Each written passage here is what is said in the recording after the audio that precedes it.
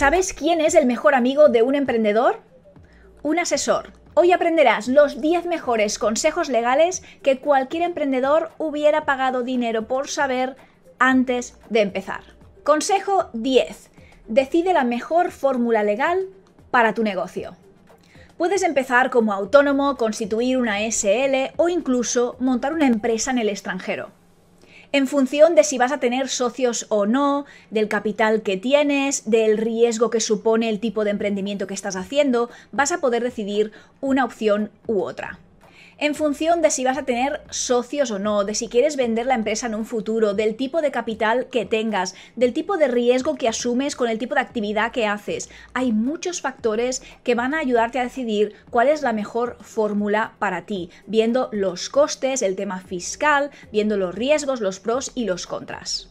Aunque parezca un poco complicado al inicio, no te preocupes, a nivel general te recomiendo que empieces como autónomo y que a medida que vas ganando más dinero, como mínimo 80.000 euros, ya puedas empezar a plantearte realmente crear una SL o cualquier otra estructura que pueda beneficiarte. Cada caso es un mundo y por eso tienes que mirártelo, pero realmente es importante porque afecta en cosas, en cómo presentas los impuestos, en los tipos de impuestos que vas a hacer, el tipo de costes que vas a tener. Un tema más también burocrático, en las empresas funciona diferente que gestionar un tema como autónomo. Consejo 9. Crea una cuenta bancaria para tu negocio y sepáralo todo. Yo este es un error que cometí hace muchos años y de hecho lo he cometido varias veces este error, no os lo recomiendo. Da igual si eres autónomo, da igual si facturas poco todavía, ¿no? Y pensamos, bueno, pues ¿para qué necesito una cuenta específica? Es importante que si tú tienes un negocio, da igual lo pequeñito que sea, tengas una cuenta separada de tus cuentas personales. Mi consejo sería que te abras como mínimo estas 4 cuentas. Una cuenta personal donde recibes tus ingresos, tu nómina y desde donde pagas todos tus costes de vida. Una cuenta de tu negocio, una cuenta profesional, desde donde recibirás todos los ingresos provenientes de las facturas de tus clientes. Y tienes esa cuenta también para pagar todos los gastos relacionados específicamente con tu negocio. Una cuenta para impuestos, y esto es importante. Cada mes asegúrate de ir transfiriendo la cantidad que tú calculas que tienes que pagar de impuestos, ya sean IVAs, ya sea IRPF. Esto evitará un gran error que cometen muchísimos emprendedores y que realmente les supone un problema importante, que es llega el momento de pagar impuestos y no nos hemos dado cuenta y no tenemos el dinero. Simplemente nos lo hemos gastado, hemos pensado que lo podríamos poner después, ¿verdad? Hemos hecho juegos, que si no sé qué, y al final después no tenemos el dinero para pagar los impuestos. Es un problema. Y una cuenta de ahorros, es así, personal, depende de los objetivos de ahorros que tengamos. Los ahorros siempre son para el corto y medio plazo. Consejo 8. Invierte en tus modelos de contrato. Y esto es muy importante. Tú puedes descargarte plantillas gratuitas por internet de diferentes contratos, de propuestas, todo esto que pues son recursos gratuitos que encontrarás si buscas por Google. Sin embargo, una vez lo hayas tú trabajado y lo hayas realmente adaptado a tus necesidades, es importante que lo revise un abogado. Te pongo un ejemplo. Imagina que tú haces páginas web. Tienes que tener un contrato y este contrato tiene que cubrir múltiples cosas, como por ejemplo cuánto cuesta el servicio, qué incluye, qué no incluye, cuántas revisiones de la web hay, qué diferencia hay entre una revisión y una corrección, cuántas correcciones se pueden hacer o cuántas revisiones se pueden hacer. ¿Qué pasa si el cliente a medio proyecto te pide nuevas cosas y hay que incorporar más cosas en el contrato? ¿Qué pasa si el cliente quiere más revisiones de las que habíais pactado previamente? Imagínate que el cliente tiene acceso a poder hacer pues 3 revisiones de la página de ventas que has creado y quiere hacer más revisiones o incorporar más cambios. ¿Cómo se va a cobrar todo esto? Si no lo tienes bien puesto, lo que va a ocurrir es que al final vas a acabar perdiendo dinero porque el cliente lo que le importa es lo que está firmado y si no está firmado, ¿verdad? Y te puedes exigir más cosas. Si tú no has puesto en ese contrato de que las revisiones son ilimitadas o no has puesto nada a nivel de revisiones, el cliente puede asumir que tú puedes ir haciendo revisiones constantemente. También tienes que poner, bueno, pues una fecha límite del proyecto. Es decir, por ejemplo, si el cliente tiene que entregarte materiales, El texto de las webs, las imágenes, tiene ciertos días para poder hacerlo. Si no, ¿qué ocurriría? Que el cliente tiene libertad para poder tardar 3 meses en enviarte las imágenes y tú tienes un proyecto abierto durante meses y meses. Y esto, la consecuencia, ¿cuál es? Que tú pierdes dinero. Hay que preparar un documento que sea justo para las dos partes. Consejo 7. Necesitas tener un asesor fiscal a mano. Aunque tengas un negocio pequeño o estés empezando, necesitas saber cómo funciona el tema de impuestos en el país donde estás. Y si sabes que vas a trabajar con clientes de otros países, tienes que saber cómo funcionarán estas facturas, tienes que conocer todo esto. Yo lo que te aconsejo es que tengas múltiples reuniones con varios asesores fiscales, para que veas con cuál te sientes cómodo, cuál realmente te gusta más, que ves que tenga más experiencia, que te explica mejor las cosas, que sabe más. Y así podrás escoger un asesor de confianza que puedes llamar siempre que tengas dudas. Consejo 6. Protege tus activos. Antes de dar a conocer tu nombre, tu marca, tu imagen, regístrala. Regístrala en patentes y marcas.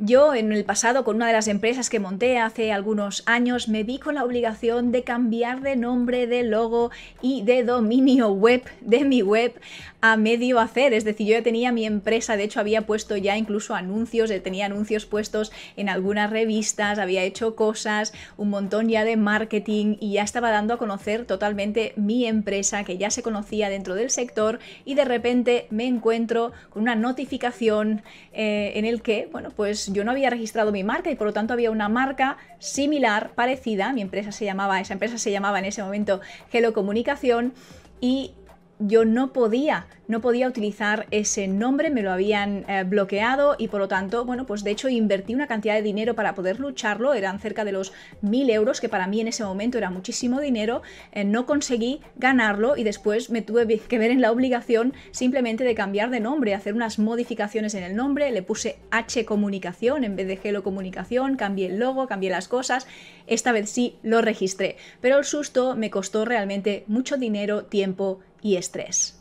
Otra cosa importante es reservar el nombre en todas las redes sociales. Aunque tú ahora mismo no planees, por ejemplo, estar en TikTok o en Instagram, da igual, reserva ese perfil con tu nombre. Y lógicamente reserva tu dominio. Y además te aconsejo que reserves tu dominio con varias variables. Un nombre similar al tuyo, algo que sabes que la gente también podría buscarlo por ese nombre, y busca siempre el .com, el .es, el .edu si es un tema relacionado con educación, o vídeos si es un tema más tipo audiovisual, pero busca diferentes opciones. Los dominios tampoco son tan caros realmente, y reserva varios. Si tienes cursos o materiales, también puedes proteger su autoría.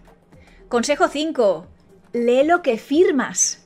Esta parece obvia, sin embargo, de verdad que no sabéis la de veces que me he encontrado esto con emprendedores, y supone muchas veces problemas que nos cuestan mucho dinero. Asegúrate que lees todo lo que firmas, que cuando coges un contrato para trabajar con alguien, con un proveedor, te lo miras todo, porque a lo mejor a veces no te das cuenta que hay un coste por cancelar ese servicio y tú no lo sabías, y después a lo mejor puedes protestar, pero tú lo has firmado, ¿verdad? Has dicho que cuando se cancele este servicio tendré que pagar X dinero o tendré que esperar 2 meses para poder cancelarlo.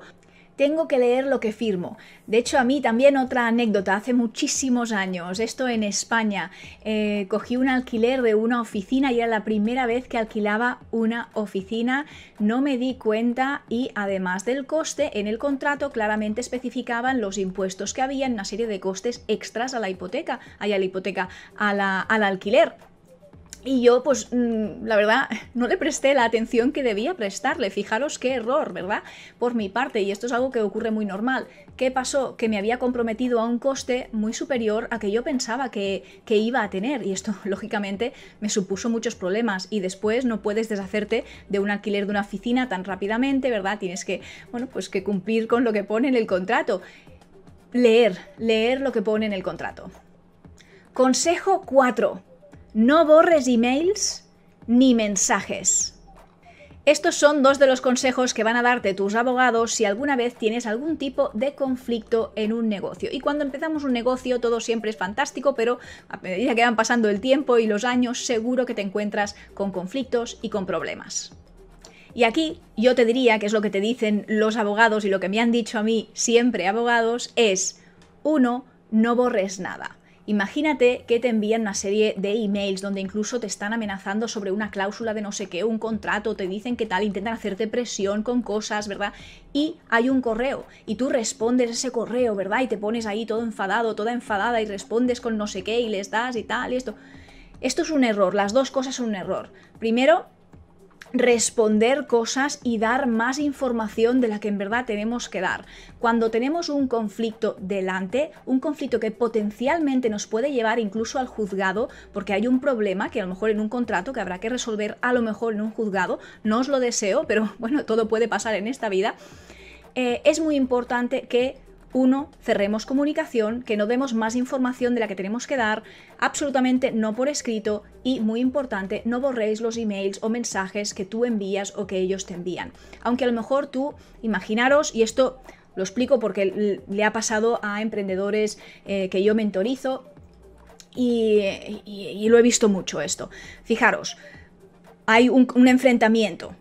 El emprendedor de turno coge y le envía un mensaje o le envía un email y se arrepiente de haber enviado ese email porque estaba muy caliente, porque ha dicho lo que sea, porque fíjate que ha dado una pieza de información que no debería haberla dado, porque le puede perjudicar y coge y decide borrar el mensaje. Primero de todo, tú aunque borres el mensaje de tu teléfono o de tu email, la otra persona lo tiene. Y segundo, no borramos cosas porque en todos esos emails que a lo mejor habían hay piezas de información que tú necesitarás y que podrás utilizar después también con tus abogados si es el caso.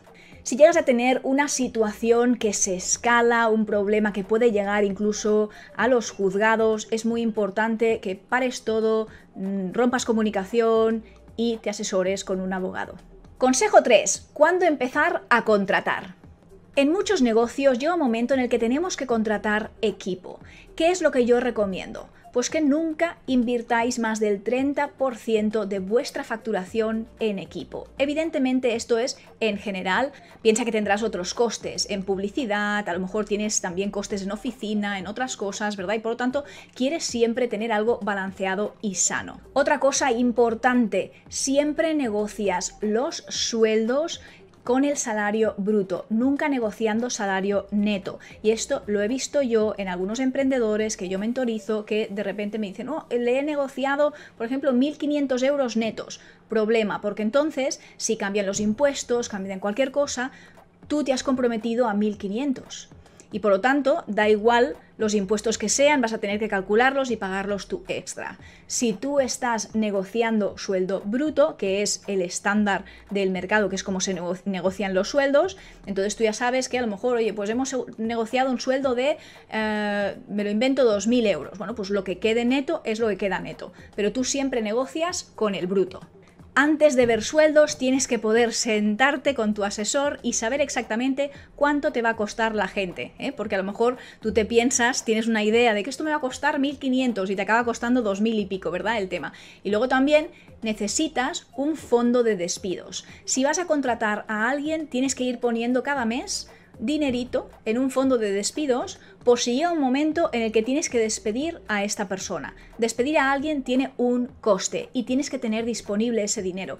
Consejo 2. Evita los falsos autónomos. Entonces, ¿quién es un falso autónomo? Un falso autónomo es aquella persona que trabaja prácticamente exclusivamente para nosotros, con un horario concreto, es decir, que tiene un horario específico todos los días, ¿verdad? Entonces empieza a las 9, termina a las 5, ¿no? Tiene un horario, aunque sea flexible, es un horario, incluso que tiene alguien al que reporta dentro de la empresa, que tiene un sueldo prácticamente fijo, es decir, que tú le vas pagando, ¿verdad? Al mes le pagas exactamente lo mismo. Por supuesto, una persona que va a trabajar incluso a tu oficina sería todos los días, ¿verdad? Sería considerada un falso autónomo. En verdad lo que estamos haciendo es, bueno, encubrir a un trabajador dentro del formato de que sea autónomo y le pago como un contrato mercantil.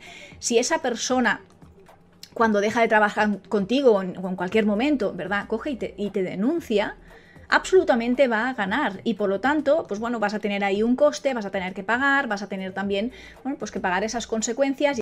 Cuando tú haces un contrato, por ejemplo, estás trabajando con un community manager o estás trabajando con alguien que te está haciendo la página web, este tipo de contratos suelen ser contratos donde se paga mes a mes un poco pues la misma cantidad a lo mejor, ¿no? Tú tienes un community manager y le pagas, pues no lo sé, 600, 700 euros al mes por los servicios que hace, pero en el contrato es muy importante que claramente se vea que no tienen un horario fijo, que tienen su propio ordenador, sus propios instrumentos, sus propias herramientas, que no están reportando a nadie dentro de la empresa, aparte de, por supuesto, reportar los servicios que hacen, ¿verdad?, contigo, que no tienen horario, que no tienen un sitio de trabajo. Todo esto tienes que ponerlo en el contrato, ya que lo que quieres es evitar que se vea como un falso autónomo. Y consejo 1, pon orden como si fueras una gran empresa. Mantén ordenados tus papeles a nivel de impuestos, a nivel de contabilidad, tus contratos, porque bueno, y sobre todo cuando somos autónomos, estamos empezando, como que no le damos importancia porque estamos ocupados con lo que realmente nos importa, que es facturar, ¿verdad? Llegar a fin de mes y todo eso, y yo lo entiendo perfectamente. Lo que pasa es que para la administración, aunque tú seas muy pequeñito o muy pequeñita, les da igual. Si van a hacerte una auditoría o van a hacer lo que sea, pues vas a tener que tener todo organizado. Una empresa, aunque sea pequeña y acabe de empezar, sigue siendo una empresa. Piensa siempre como un empresario y sé estratégico. Desde Sage te animo a que empieces a perseguir tus sueños. Si eres un dreamer, suscríbete a la newsletter para estar al día de todas las novedades y recibir contenido exclusivo para ayudarte en tu futuro como emprendedor.